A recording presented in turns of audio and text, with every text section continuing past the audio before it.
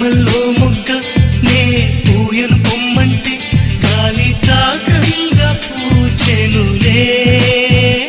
అయితే గాలి గెలిచిందననా లేక పువ్వే ఓడిందననా?